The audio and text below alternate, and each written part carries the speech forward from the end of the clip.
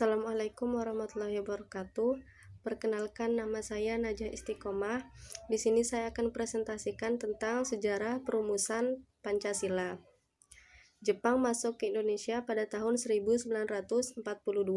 Sejak saat itu, Jepang mulai menjajah di Indonesia hingga pada tahun 1944, Jepang terdesak di Perang Pasifik.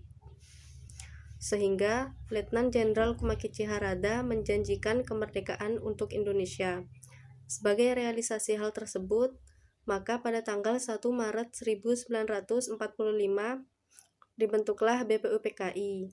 BPUPKI merupakan kepanjangan dari Badan Penyelidik Usaha-Usaha Persiapan Kemerdekaan Indonesia, atau dalam bahasa Jepang disebut Dokuritsu Junbi Kosakai. BPUPKI dibentuk dengan tujuan untuk menyelidiki berbagai hal dalam bidang sebagai persiapan pembentukan Indonesia merdeka. BPUPKI diketuai oleh Rajiman Widyodiningrat dengan 2 ketua muda, yaitu Ichiban Yoshio dan Raden Panji Suroso. BPUPKI dilantik pada tanggal 29 April 1945. BPUPKI beranggotakan 62 orang dengan 7 tambahan orang dari Jepang. Beberapa anggota BPUPKI yaitu Insinyur Soekarno, Muhammad Hatta, Muhammad Yamin, Dr. Supomo, Ki Hajar Dewantara, dan lain-lain. Sidang BPUPKI pertama dilaksanakan pada tanggal 29 Mei 1945 sampai 1 Juni 1945, membahas tentang dasar negara. Kemudian sidang BPUPKI yang kedua dilaksanakan pada tanggal 10 sampai 17 Juli 1945, membahas tentang rancangan Undang-Undang Dasar.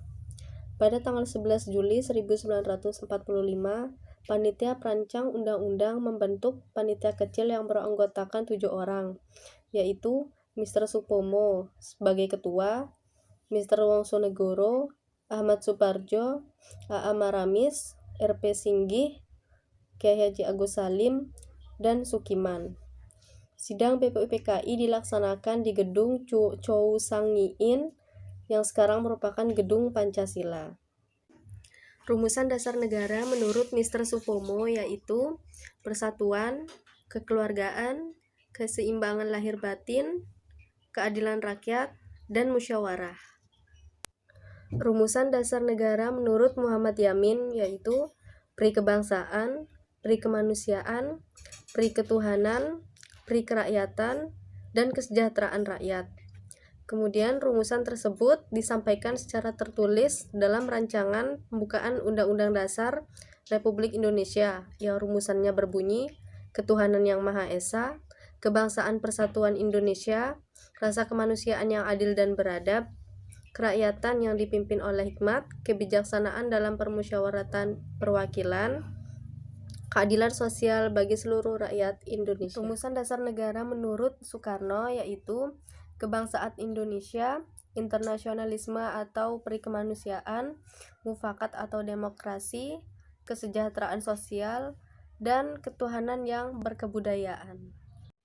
Pada hari terakhir sidang BPUPKI pada tanggal 1 Juni 1945, Insinyur Soekarno berpidato tanpa teks tentang calon rumusan dasar negara, yaitu internasionalisme, perikemanusiaan, mufakat atau demokrasi, kesejahteraan sosial, dan ketuhanan yang Maha Esa.